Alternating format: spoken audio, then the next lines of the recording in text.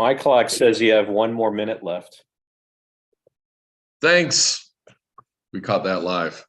Welcome back to Discovering the Religion of the Apostles. We are finishing up the book, and we are moving on through chapter 9. We started last week with the first section. Tonight, we're going to get through the next two sections on the Sabbath and the Council of Jerusalem. But as a nice kindness to my good friend and the author of our book that we're studying, Father Stephen DeYoung, I'll put in a shameless plug for his new book that just came out, Apocrypha, an Introduction to Extra-Biblical Literature. We're not going to be reading too much from the Apocrypha in this last chapter because it's pretty much Torah, New Testament, Torah, New Testament. But if you've watched the other classes or read through the rest of the Religion of the Apostles, you know that the Apocrypha is a gold mine, not a landmine, a gold mine of wonderful treasures of early Second Temple Judaism and material that the early church was heavily influenced by and incorporated, if not directly into scripture, definitely into the holy tradition, into the hymnography, into the iconography, and so forth. And that was obviously something we looked at a great deal throughout the early parts of the course. Okay, so check that out. And it's really just, it's a different book than Religion of the Apostles. It's just a very straightforward survey of all the different works that you've been hearing me talking about. Book of Jubilees, Book of Enoch, the testaments of the patriarchs, things like that. So if you ever wanted to know what are these weird books, how do Orthodox Christians understand them in the context of tradition specifically, and what is even the term Apocrypha mean, this will be a very helpful book for you as well. Okay. Let me see if I can figure out how to do this. Every week I have to figure out how to run Zoom. I'm going to share this, and then I'm going to start from, where am I? I'm going to start from the current slide. Welcome, everybody. Okay, so we should have no problems this week. I'm not doing presenter view or any fancy stuff like that, so I should be able to see everybody as they come in. And plus, now there's no waiting room for our Zoomers, so you come in through your passcode that you get through registering for the class. So if anybody's watching this on YouTube and they'd like to join in the conversation, register for the class. You can find the information on that at our Facebook page where it's been posted. And if not, just email us at the church and I'll send you a link. Anyway, here we go. When last we met, we started talking about the relationship of the Torah to the New Testament church and how does the New Testament kind of understand the Torah in light. But first we mentioned that in particular, when we talk about these things, we have to recognize the waters we swim in, and that is the worldview of a kind of Reformation Christianity.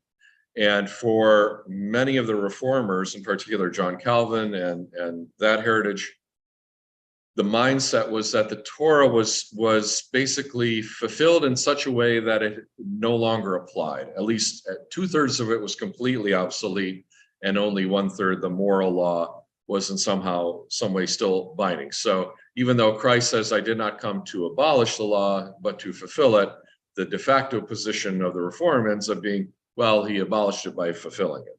So we're going to push against that tonight and say that's really not how it works, but actually there is a fulfillment that is continually taking place of the Torah even to this day.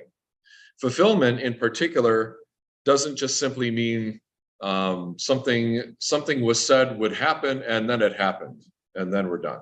This reminds me of one of my favorite Calvinist jokes for all of our Calvinist friends. Did you hear about the Calvinist who fell down the stairs? Glad that's over. I'm glad that's over with. Yes, thank you. little predestination joke. So fulfillment really means something deeper. It means having the meaning of the scripture filled to its deepest meaning and purpose. So scripture is fulfilled progressively, if you will. In the Old Testament, you see many of the prophecies, many of the laws obviously being fulfilled in their time by the observance or by the events that are described.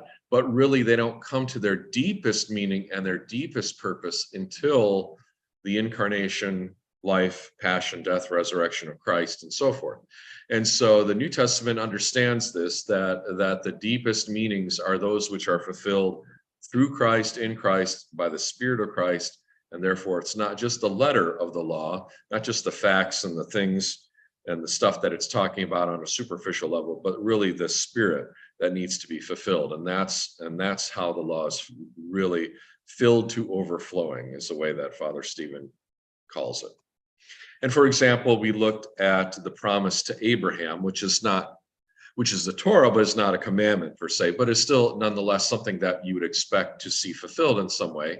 And even though we hear in the book of Joshua that once Joshua conquered the Holy Land, that God's promise that began with Abraham was fulfilled and they received the land, it's clear that that promise meant something more than simply an inheritance of a portion of land.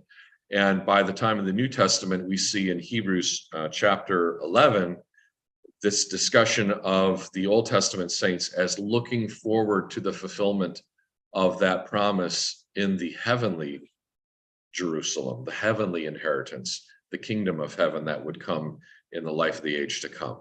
And so that's another example of how fulfillment gets a deeper significance to it beyond itself. So that summarizes the first section of chapter 9. Today, we're going to be looking at two sections. One, the first on the Sabbath, the second on the Council of Jerusalem in Acts 15. So let's get right into it. The Sabbath, likewise, is a really important subject in the New Testament. And of course, it's still a very important subject to Christians today, even if they don't realize it. And in particular, there are some groups, for example, who are very keen on observing the Sabbath and making sure that you do that. For example, Seventh-day Adventists, they worship on Saturdays on the Sabbath day, thinking that that is the correct way to do that. Well, we want to go back to understanding where the Sabbath comes from. It comes right at the beginning in Genesis. Thus the heavens and the earth, the host, and all the host of them were finished. And on the seventh day, God ended his work, which he had done, and he rested on the seventh day from all his work, which he had done. Then God blessed the seventh day and sanctified it, because in it he rested from all his work, which God had created and made. And of course, this becomes the basis of observing the Sabbath within the Old Testament church. And now I want you to think about when you read this and when you hear this, you can't help but in some way try to fathom what it means for God to rest. What comes to your mind when you hear the term God rested? Taking it. We think taking it out. What else? Anybody else? Why would he need to? Omnipotent, knows everything. Why would he rest? What does rest mean, right? If rest means being fatigued, right, and suffering, so how would he even be tired in the first place? Can you rest if you're not fatigued? You can. In music, we have rests, right? We pause and then we continue, right? Yeah. So I would, yeah. Father, this is Elaine. Does it mean that maybe he just stopped working? Yeah, maybe he just stopped working, just like in music, you stop playing for a moment, or our tendency is to project, obviously, our own humanity into language like this, and we think of Christ or God taking a nap, or God sitting on the couch eating some chips, watching TV, playing video games. What does God resting look like, right? So this is, well, where would God rest? That's the next question. Where is he that he would rest? What would be around him? His throne. He's resting on his throne. There's a prayer in the Matin service which is taken from the language of the Psalms. For holy art thou, O our God, who restest in the sanctuary, or I prefer translating it more literally, who rests in the holy of holies, right? And to you we offer glory, etc. So God rests in the Holy of Holies, the heavens of the heavens, on the throne of thrones. Who sits on a throne of thrones? Who sits in the Holy of Holies? A sovereign, a sovereign. So for a king to take his seat on the throne could be described as a rest, right? Because he's not out conquering, right? He's sitting. But what does a king do when he's sitting on his throne besides resting? He's ruling, he's reigning, he's observing, he's meting out judgment. He's doing the things that a king does. So even though we say God rests on that day, we're also describing something that a king, how would a king do it? And maybe it might be the best. Like we might rule on our throne of video games, but God does it, a much higher level, right? Okay, so but let's keep going a little bit.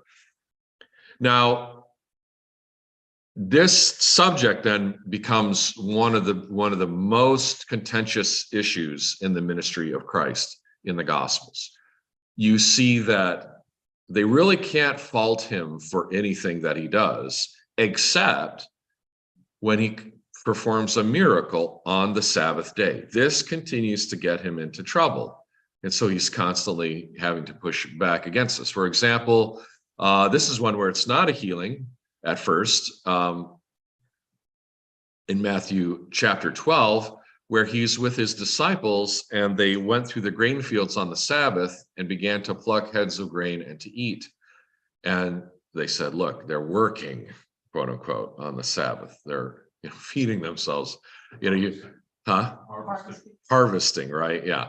And he points out that even David, when he was hungry, ate the showbread from the altar.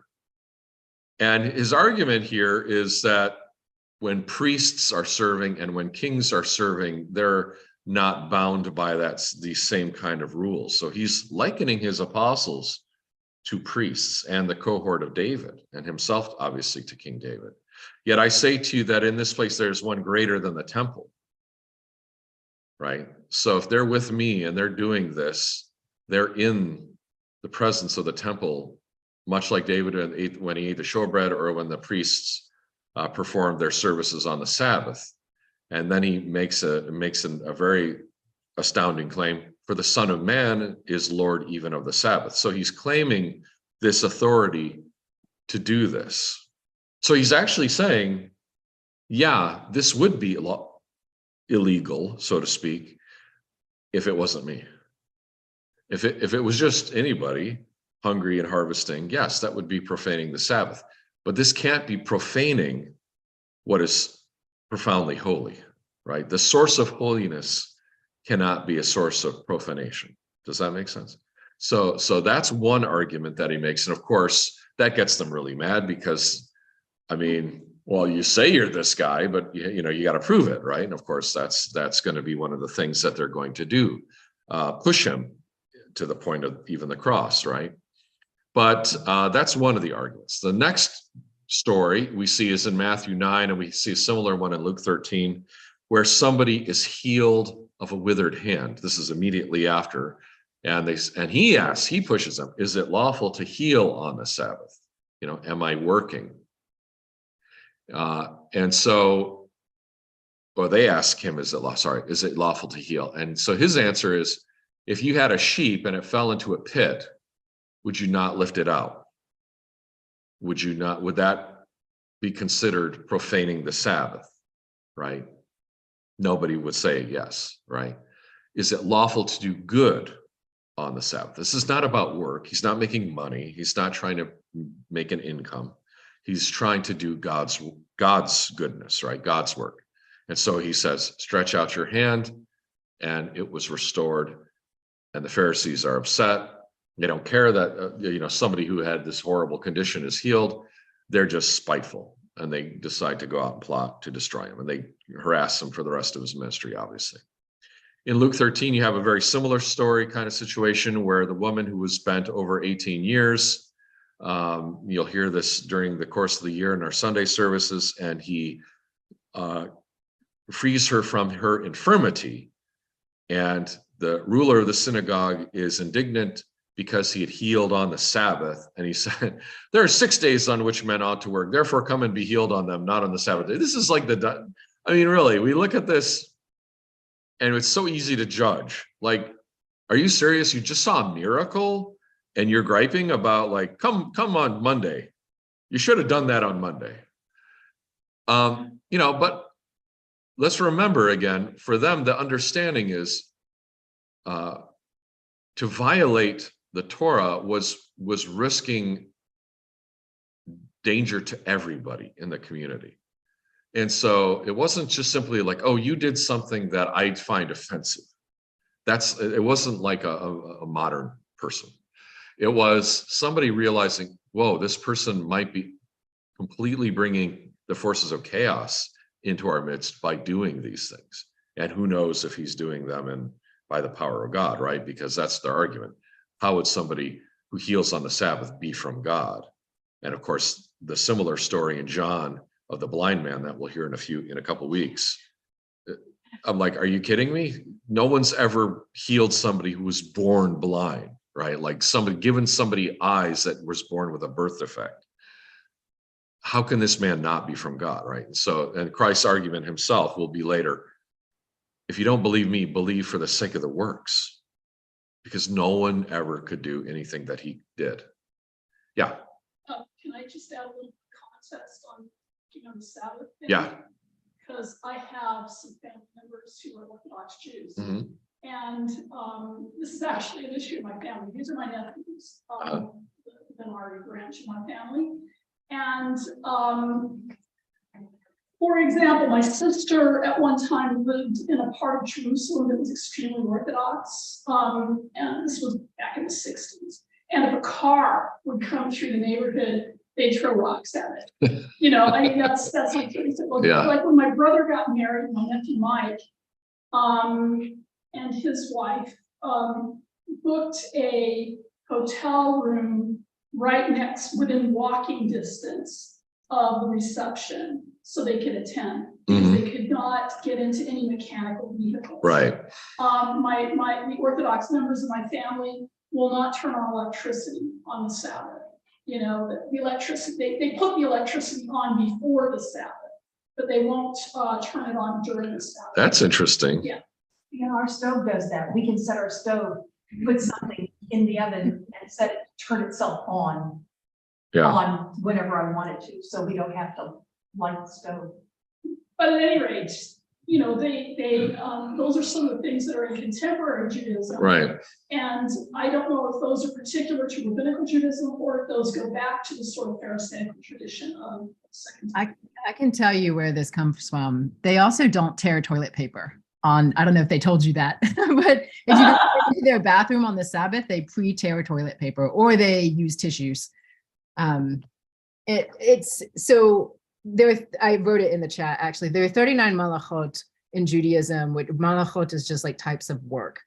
And even in like the stories that we're looking at in the New Testament, I see this phenomenon happening. So for example, it was not, reaping is one of the types of work or harvesting, right? And the idea, of course, the original idea, I think, being that you're not going to go out and like reap all of your, crops on the Sabbath. But in rabbinic Judaism, there's this, it's not even a tendency, it's a principle. There's a thing that the rabbis do where like, this is what it says in the Torah, and this is basically the entirety of the Talmud. This is what it says in the Torah. So let's put a fence around it and make it like more strict, so that as long as people like stay outside the fence, there's no way that they would actually wind up violating God's actual commandment. Like, we're going to protect that with a fence. And then some like 2 centuries later, another rabbi will come along and put a fence around the fence, just in case, right? And then 2 centuries later, someone will come along and put a fence around the fence around the fence, right? So this is like when the Lord talks about Moses, they sit on Moses' seat, but then they put burdens on men. Yes. Make it even harder in essence. And one of my real reckonings with Judaism was the passage, like, stray neither to the right nor to the left. Right? Yeah. Why are there 2 directions, right? Because it's possible to go too liberal and it's possible to go too strict. I think like that's how I understand it. And I began to take real issue with this, like the fence principle, because It's interesting. So again, we looked last time about how St. Paul interprets the one, thou shalt not muzzle the ox, when it treads the grain. Here's another example of, sheep and donkeys using these laws that pertain to animals as well, and say, if you would treat an animal kindly, if that's a principle of the law, how is it that you're so hard-hearted towards those who are wounded here and who need healing? But yeah, it's a pattern that we see in the Pharisees, the strict observance of the law and trying to preserve and protect it by all means. And I mean, I always, like to point out the Pharisees in their day were the good guys. These were the people who had successfully pushed back against the Antiochus Epiphanes and the Hellenistic kingdoms that were trying to come in and paganize them and defile the temple. And they had really, under Judas Maccabeus had fought and kind of recovered some semi-autonomy for the land of Israel until it became kind of a puppet state under the Hasmoneans and then under Rome, etc. But for them, there was some issues here that they were taking very seriously that we shouldn't just dismiss like, oh, they're just being rigorous. Maybe now today, but in that time, I mean, there was some life or death ramifications on if the people violated the law, because it could bring calamity back. They were still recovering from the trauma of the Babylonian deportation 500 years before. It was still very clearly an event in the history that had shaped Judaism, so that now this observance of the Torah was a thing. Until then, it really wasn't that big of a deal. I mean, people didn't even have the scriptures. They were like, oh, there's a scripture, what? It's in the temple, let's bring it out and read it to you, right? We see that in Ezra, Nehemiah. And it's after the tragedies of the kingdoms that they realized we really have to be a little more strict and protect this tradition, this patrimony that we have. So I don't want us to be too harsh on judging them, but you see, as a people, sometimes people that are coming out of a place of trauma, right? They can react kind of too nutty about it, right? They're trying to protect, they're overly protective, like you said, putting this fence around, and then they miss the point. They miss the spirit of the law, and they get fixated on the preservation of the letter. And so in John 5, when he does heal the man, or is this the paralytic in Bethesda? Yeah, I think this is the Bethesda. For this reason, the Jews persecuted Jesus and sought to kill him because he had done these things on the Sabbath. So he is, I mean, they want to kill him for miracles on the Sabbath. That's just seems bizarre to us, but is it really? I mean, I don't know if you could come up with a parallel, but anytime somebody does something outside of the kind of the narrative, right? The establishment narrative, whatever it is, whoever's in charge, we see this kind of the herd mentality. Just no, there must be stopped at all costs. They cannot upend the apple cart, right? But Jesus answered them, my Father has been working until now, and I have been working. Now, this is really bizarre, right? Because the whole point is God rested on the Sabbath day. But now he's saying, but God is working today, at least he says. God is working till now, and I'm working. So he's saying I'm working. I'm not resting. So he admits that he is working on the Sabbath in a way, right? And so the Jews sought all the more to kill him because he not only broke the Sabbath, but also said that God was his Father, making himself equal with God. In essence, they were correct in understanding him on both accounts. He was not observing the Sabbath because he was God, and God was working, and he was equal to God and did call God his Father, making himself equal to God. They were correct in understanding that's exactly what he meant.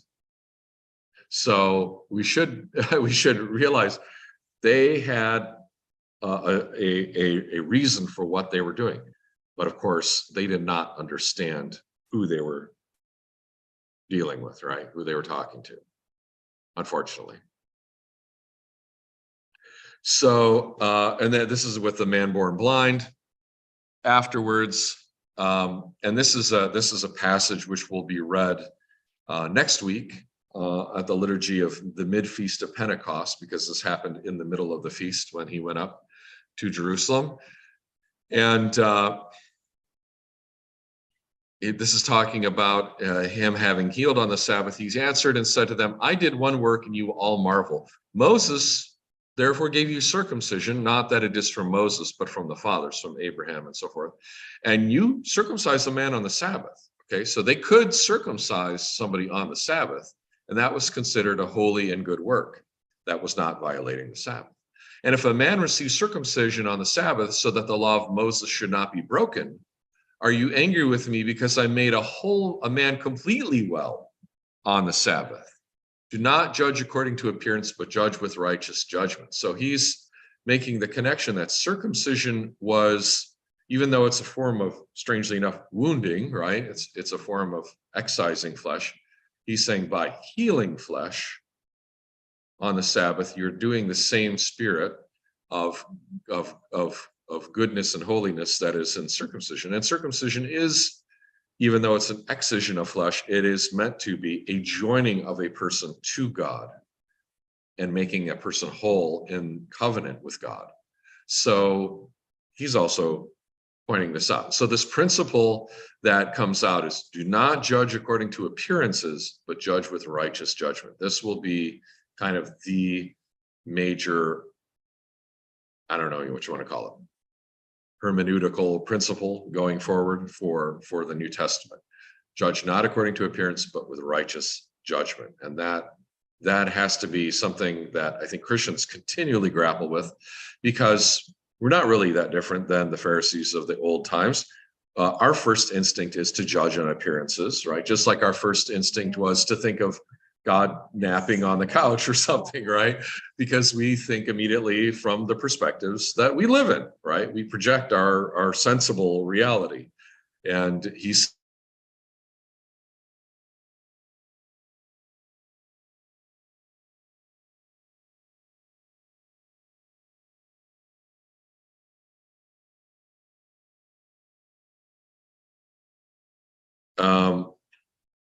we're going to review real quickly here from chapter 6 in the book where they talked about creation. And if you remember in the beginning, God looked at the world and saw that it was what? No. It was empty. Empty and formless, yeah. Tobu wahobu in the Hebrew. So, well, he saw the void, the abyss. Yeah, sorry. Yeah, well, the world, before the world was the world, whatever was, he saw that it was empty and void, right? And so the first thing that he does, and I'm not going to go through it too much, is that simply the first 3 days of the creation narrative are about giving form and structure, right? Then the second 3 days are about giving content, okay? Filling the form and the structure. So you get those two problems are corrected through the 6 days of creation. So it culminates on the 6th day of creation with the formation of life, culminating in humanity, and humanity is made, and God says it's very good. And he says to them, what? You have a job.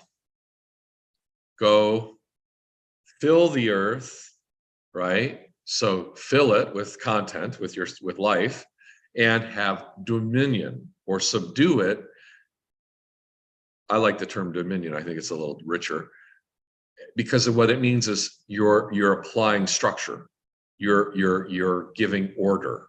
You're reigning with God in the creation as kind of sub-creators in that process. Yeah. Mhm. So the term tohu vavohu in Hebrew, no one knows what it means. It doesn't like bear a relationship to the root of any other thing. And so why it gets translated as formless and void, I don't know. But in Hebrew today, it's still used. And when it's used, I bring this up because you're constantly talking about like the fear that chaos will return, like from the seas and all that sort of thing. Like chaos is this thing in the ancient mind. Yeah. It's used to mean chaotic. So Yeah. when you say like, that kindergarten was all tohu vavohu, it was like total chaos in there. It's still over in there. It's formless. Yeah, that's what they say. I love it. Yeah, that's great. That's great. Yeah, exactly. Yeah, and it goes into that whole, we compared with the creation myths of the ancient Near Eastern world, like the Enuma Elish and so forth, and saw how they all kind of share this view of like there was chaos, primordial chaos, and somehow it became orderly in some fashion, and Genesis is really pushing back against all those stories by saying it wasn't simply chaos. It's that there was God, and then God made the world and gave it order and saw that it was good. It wasn't an accident. It wasn't the byproduct of some battle between giants and gods or titans. It was a intentional, loving act. And that was clearly very different than the rest of mythologies in the ancient world, which saw the creation of the world as a kind of a violent, chaotic affair. But for me, this raises a question of like, if there was chaos, does it mean that there was stuff there and it just wasn't ordered and structured? Yeah, because it says there was waters, right? He hovered over the face of the Right. waters. And the Talmud is interesting because it talks about in a very kind of anti-Trinitarian way, unfortunately, but it says like on the first day, God created like 8 things, like breath and wind and light and word and water and etc. So like every term that has any kind of quality to it in those first couple verses are described in the rabbinical literature as having been created by God in that moment. Whereas the Christian interpretation of that is, of course, it's a Trinitarian reality. God, through his word and the Holy Spirit, create and say, let there be light.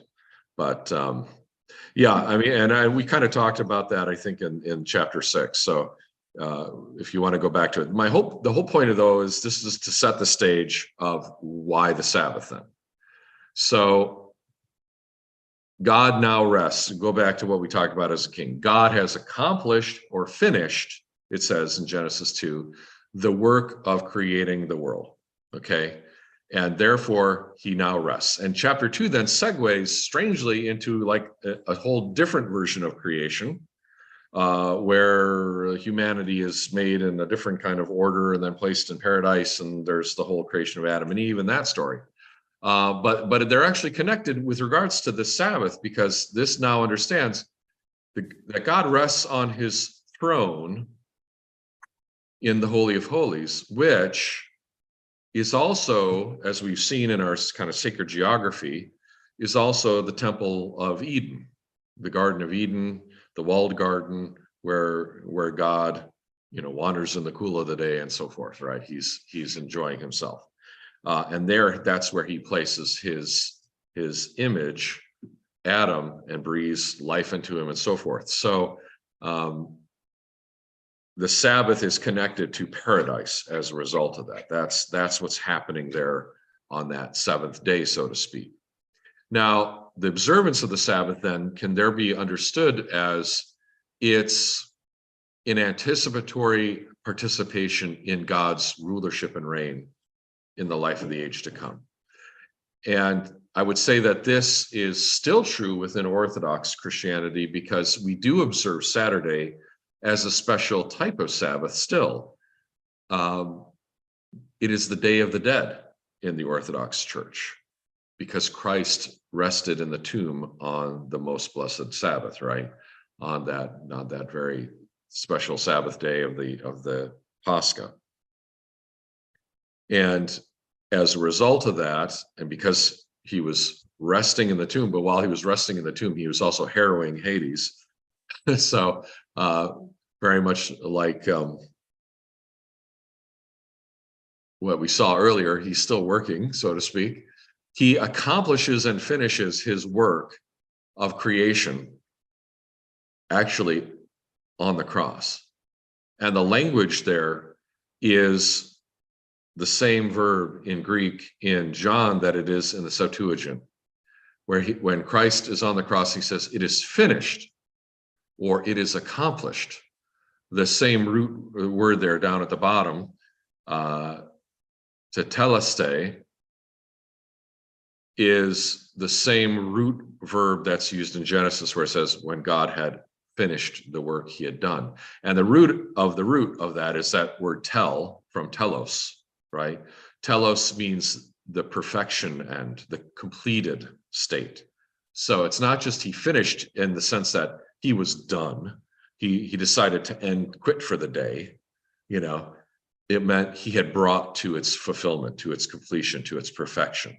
And when Christ is on the cross and he says, "It is accomplished," he is saying that work that God began in creating humanity and making the world and creating creation was finally completed and perfected on the cross. Because Adam, who failed to do the job, the first Adam and every Adam since and every Eve since, because we all fall short, finally, he's the first one who can finally fully say, "It's accomplished.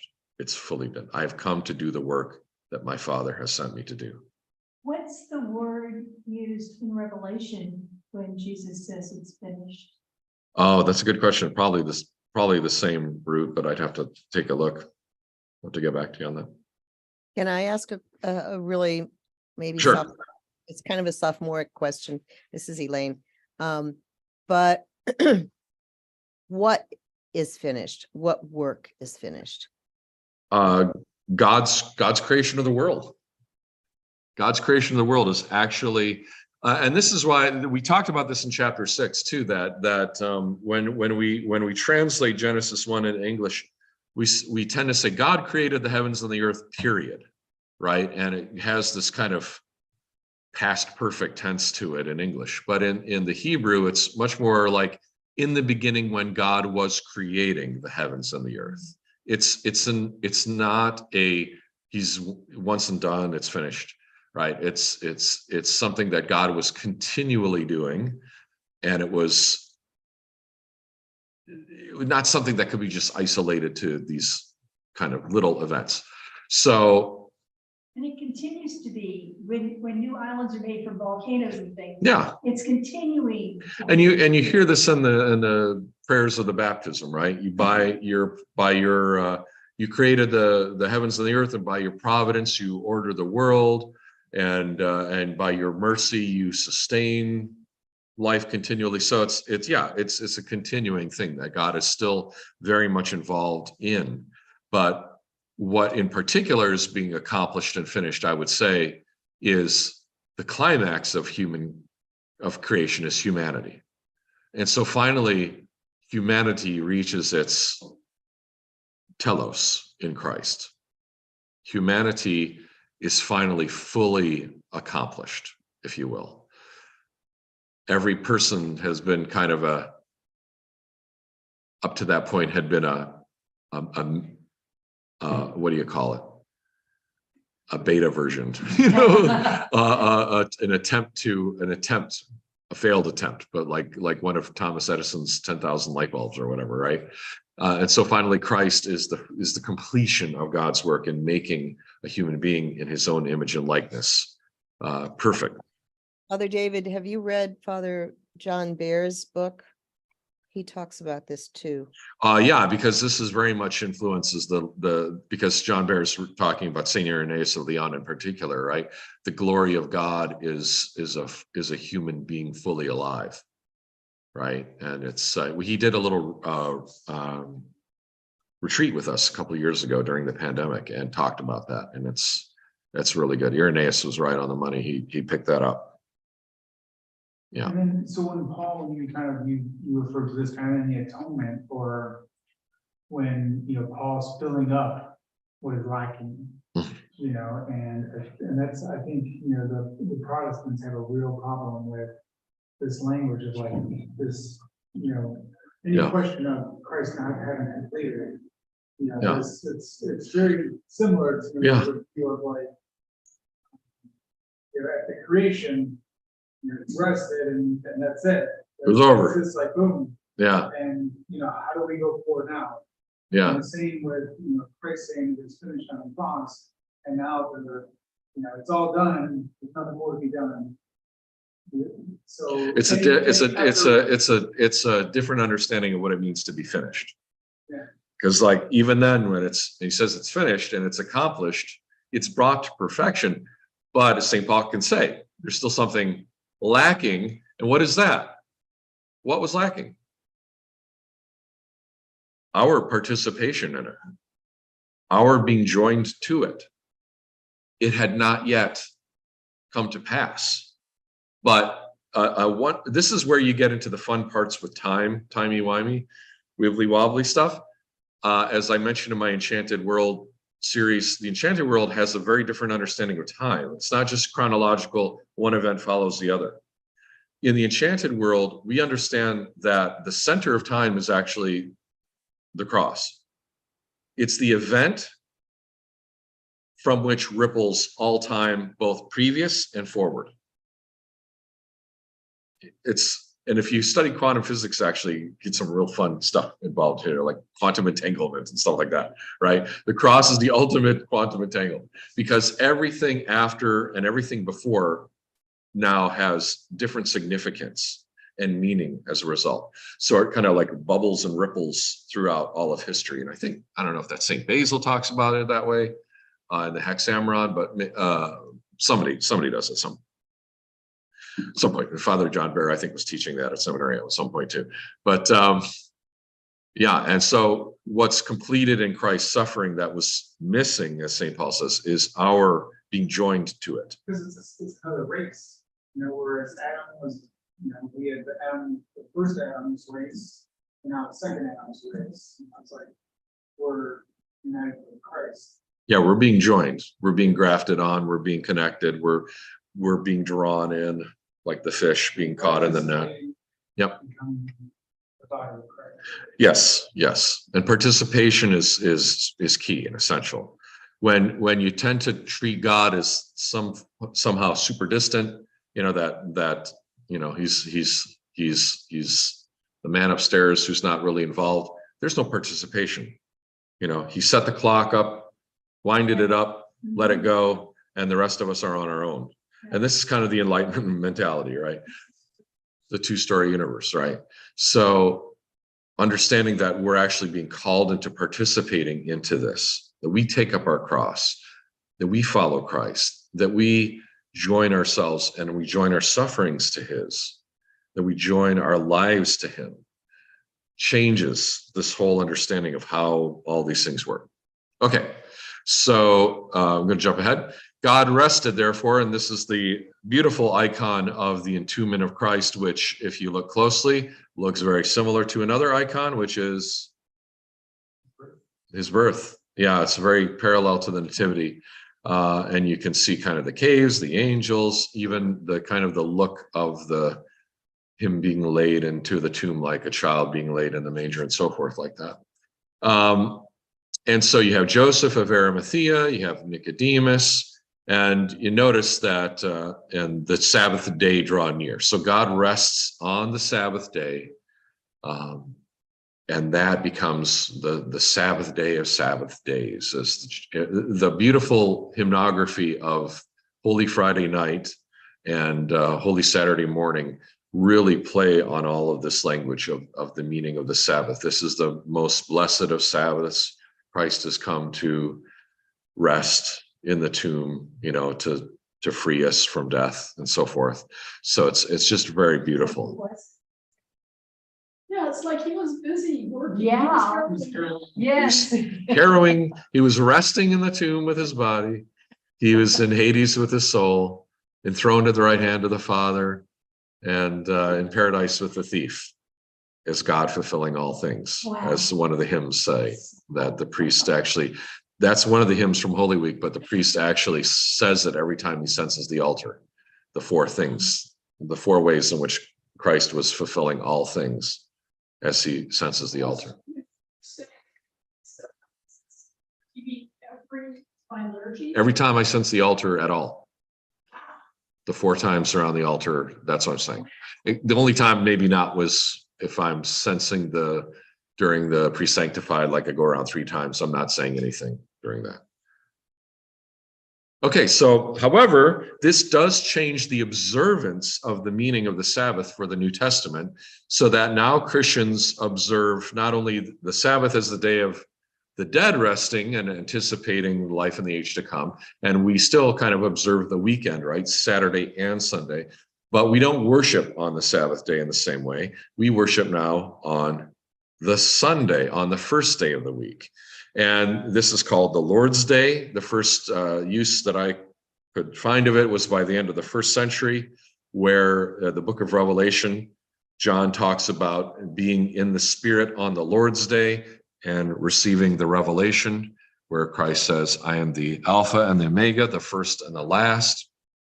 And you see that from the book of Acts, they're gathering on the first day of the week to break bread. This become the day of the resurrection, becomes the day on which the Christians were gathering. Now, there's probably various arguments that can be made about, like, why did they do that? Were they doing it? Were they meeting in the synagogue on the Sabbath and then coming together as a separate ministry on the Sunday? That type of thing. You could look at it that way. But it seems very clear that within the first century, the Apostolic Church, Sunday becomes the primary day of worship. Now, whether they were starting Saturday night as Vespers, as we still do, assuredly they probably were. The earliest liturgies had both evening meal suppers and also morning liturgies. And we still have that kind of vestigial version of the vesperal liturgy that still exists today in some cases. But over time, it became more standard as they began to fast more strictly before taking the Eucharist, that they would just meet on Sunday morning. But in any case, the Lord's Day is not only the first day of the week, but it's also in essence the 8th day, right? It's after the 7th day, after the Lord rests, then comes the 8th day. The 8th day is a kind of prophetic way of talking about it as the day of the life of the age to come, already beginning in this world. So if the Sabbath was an anticipatory observance of rest in the age to come by resting now, Sunday becomes the fulfillment by celebrating the resurrection and entering into a paradisical life in this world today. That's what we're called to do. Remember, we're called to start living in heaven today, not waiting for the life of the age to come. We look ahead for it, but we're called to begin participating in it and tasting heaven and see that it is good. Yeah, it's divine liturgy. You're entering into that heavenly reality. Okay, so that's in a nutshell how the Sabbath is fulfilled, brought to overflowing in the events of Christ, and then how it's now observed by the Christian people. That's why we worship on Sundays, the day of resurrection. So the Sabbath has been filled to overflowing to the point that it's flowed into the next day, if you will. So I still encourage people to observe Saturdays as a day of rest in particular, because Sunday morning, the biggest excuse people make is, well, I'm tired.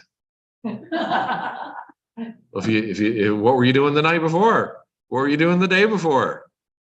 Well, I had to do all the da. No, shouldn't do that. Saturday should be a day of rest. That's why most people have it off. And if you don't have it off, God bless you. Get some rest. Okay, we have a little bit of time. I'm going to try to get through the Council of Jerusalem. The first kind of ecumenical council, if you will, of the church. It's the kind of one of the first gatherings they have, besides gathering to cast lots for who would take the slot of Judas. But eventually there comes a time when they have a problem. Certain men came down from Judea and taught the brethren, unless you are circumcised according to the custom of Moses, you cannot be saved. So this is when you take my doctrine class in catechism, I talk about the soteriological motive. You only establish dogmas when the teaching of salvation is at risk. Well, here's a good example. They were saying, hey, you have to be saved to do this. Therefore, when Paul and Barnabas had no small dissension and dispute with them, they determined that Paul and Barnabas and certain others of them should go up to Jerusalem to the apostles and the elders about this question. So we're going to go find the original 12 or however many are available and say, hey, what's your ruling, right? You're the 12, you're to judge, right? You're like the 12 tribes of Israel, judging the 12 tribes. You have to answer this question. So being sent on their way by the church, they passed through Phoenicia, Samaria, describing the conversion of the Gentiles, and they caused great joy to all the brethren. And when they come to Jerusalem, they were received by the church and the apostles and the elders, the presbyters, the priests. They reported all things that God had done with them. But some of the sect of the Pharisees who believed, so it's the Pharisees who had become Christians. You can take the Pharisee out of the Pharisaical synagogue, but you can't take the Phariseeism out of anyway, you know what I'm saying.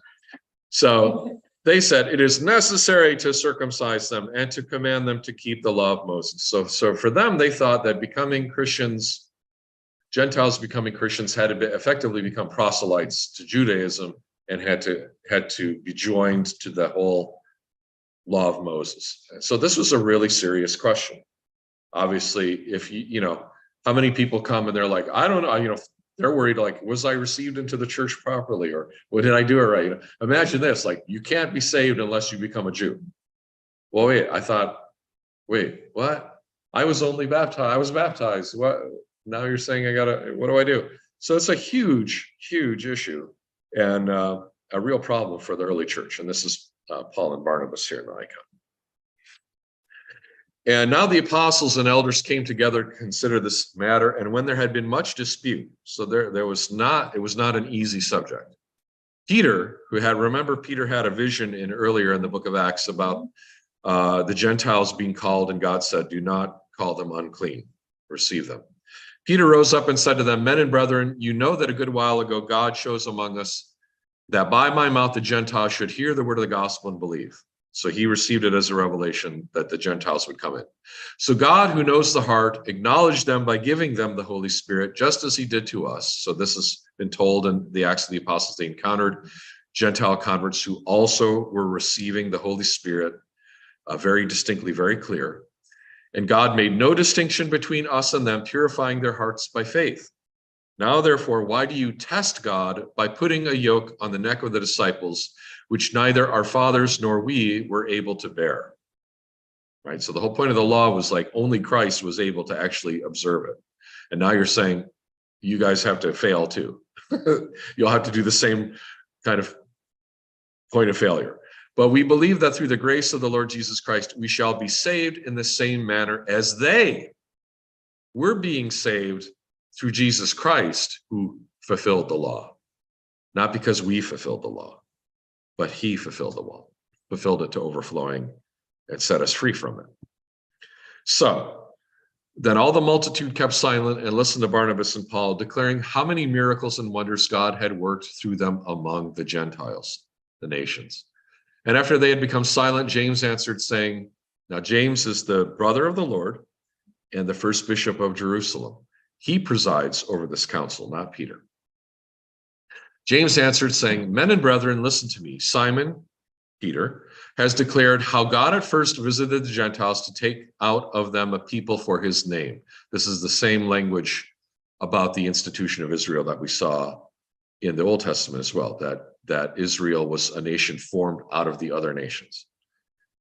And with this, the words of the prophets agree, just as it is written. And he quotes from the prophecy of Amos, but there are several other prophets, especially Isaiah and elsewhere that talk about the coming of the Gentiles into the church. And you talked about that a little bit in chapter 8.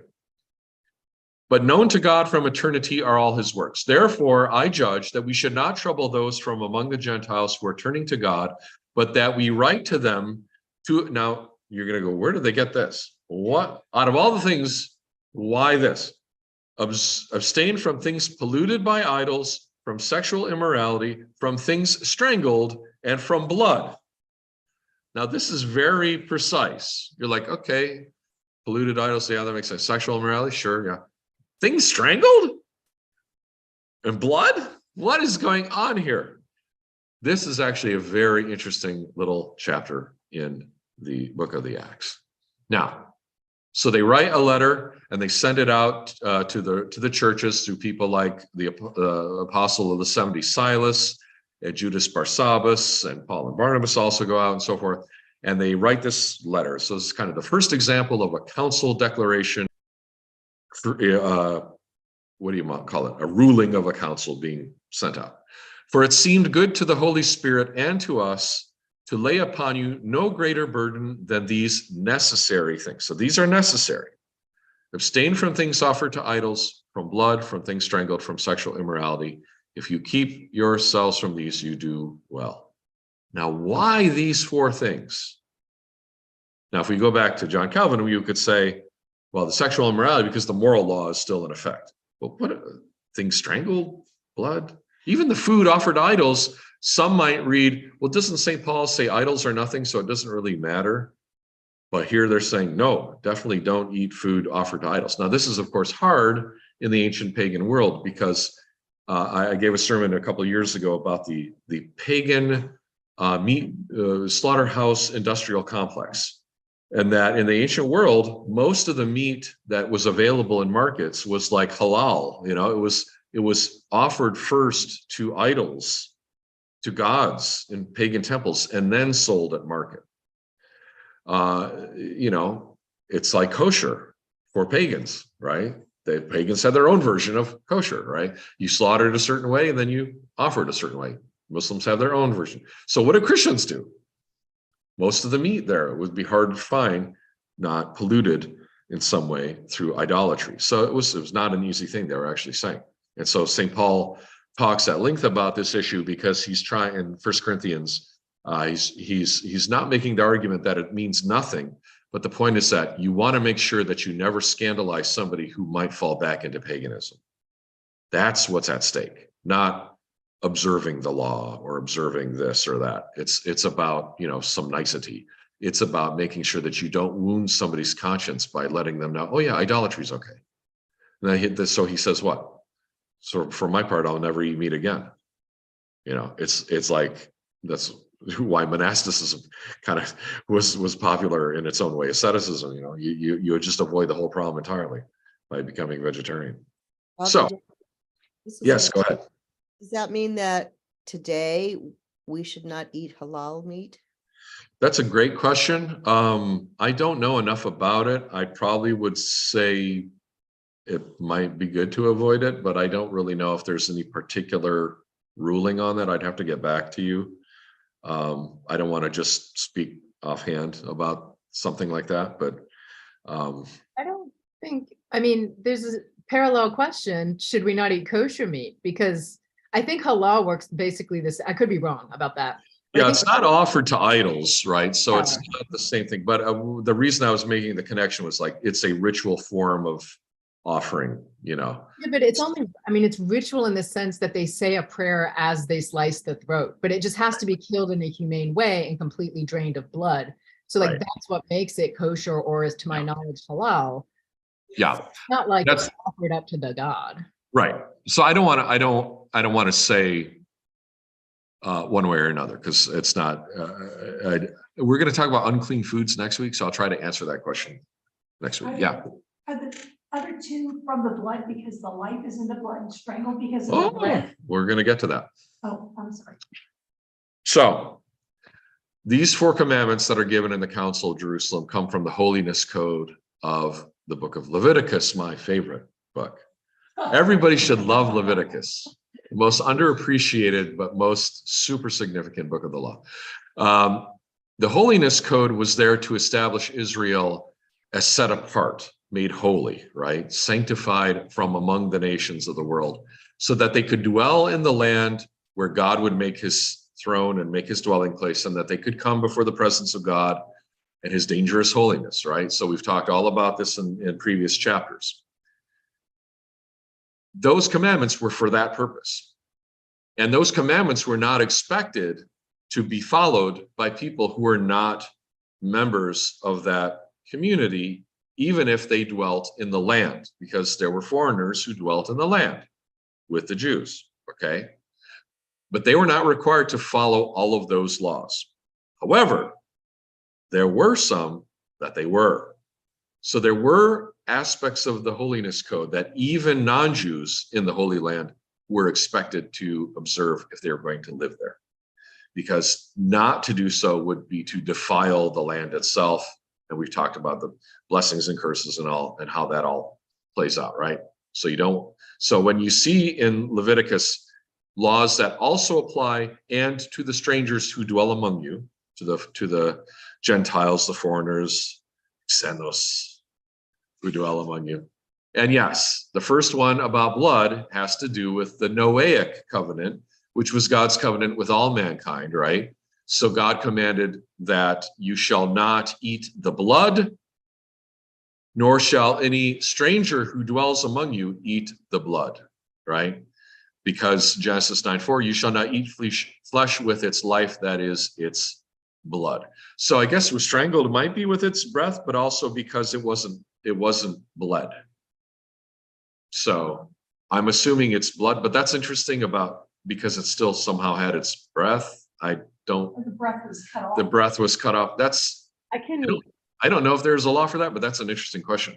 There is a body of law. So I was involved in this movement for about 5 minutes many years ago, called it's the Sheva Mitzvot B'nai Noach. It's the 7 laws of the children of Noah, and there's a very small group of Jews and rabbis who promote this. It's Chabad does it actually.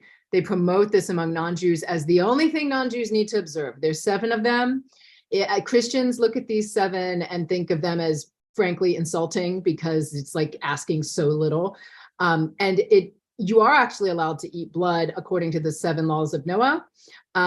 Things strangled in there, it's not called things strangled, but it's you're not allowed to eat meat that was torn from, it's called treif, that's torn from a living animal. So for example, I grew up with my best friend was Japanese, and she would go to Japanese restaurants with her mom and eat live octopus. Yeah. That would not be allowed because it's still alive as she's tearing off its flesh. But the strangled thing, like, I don't know if they mean that or if they mean like literally, Judaism is really, it's very much about humanity. So even what Jesus said in, would you not take the goat or the sheep out of the pit? It's very much about like humanity to animals and compassion to animals, which is why the kashrut laws of slaughtering, that they're actually considered more humane than the way that we kill animals in factory farms today. Yes, absolutely. In strangling an animal, it would suffer a lot. And so it might mean actually strangling it. I don't know. Yeah, that's interesting. Don't eat things that were tortured in any way. I probably the First Council of Jerusalem would have included that kind of idea. But the idea in general, the category from blood and from things strangled or tormented or whatever would encompass all of those aspects. But in particular, it does go back to the Noahic covenant with the idea of that the creature has its life in its blood. And that's holy, right? So remember, we talked about the whole atonement law and how because blood is the life, it's holy and good where it belongs. But when it's misused or misappropriated or even shed, even for holy purposes like the atonement, it does become unclean. So that's why even the priest has to wash his garments and be made clean after offering cleansing blood sacrifice. So because once blood is outside of itself and it's done its thing, it's no longer where it's supposed to be, and therefore it's an unclean thing. And so this which is a major concern of Leviticus and the law, it gets encapsulated in this one commandment: abstain from blood or avoid blood. Well, can I ask a question with today? You know, the British have what they call the blood pudding, and the Romanians actually have, you know, it's sort of, like a sausage, only it's made with Yes. Yeah, it's like a blood pudding too. borscht, I think it's called. Yeah, it's disgusting. I actually like it a lot, but Uh, does that we should not eat those things?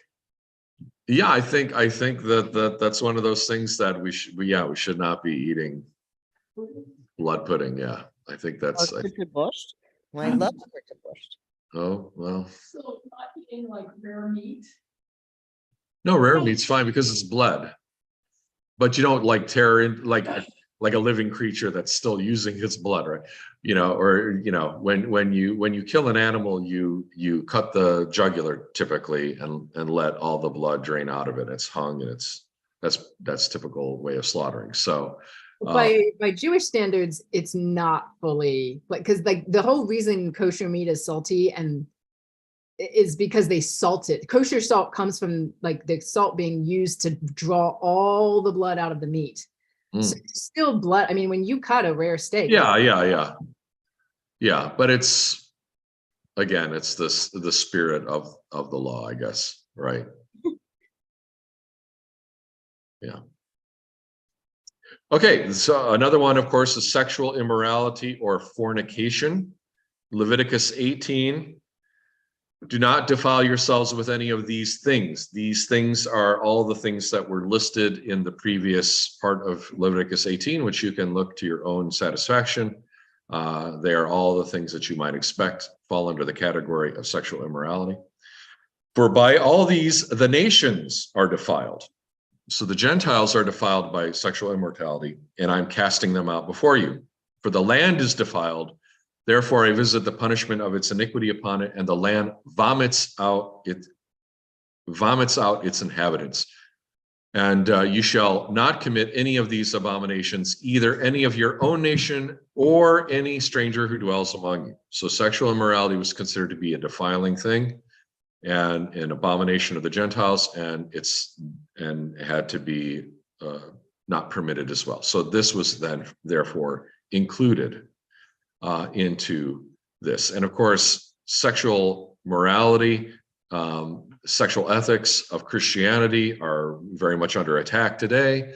And people don't understand why, love is love. Why can't you just let people do what they want? They're consenting adults and things like that.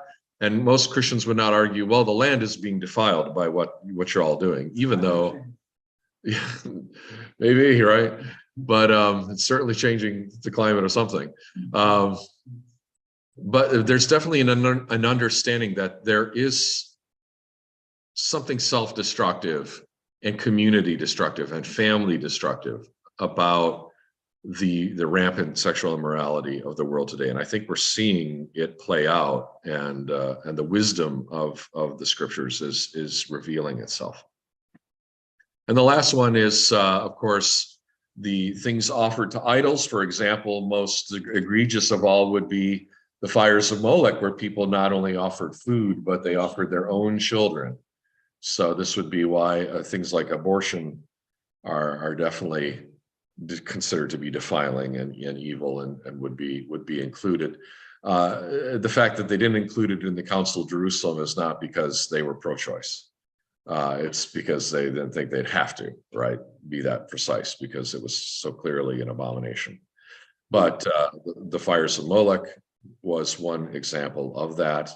And so even strangers who dwelt in Israel must not practice idolatry and offer sacrifice to the idols in the land.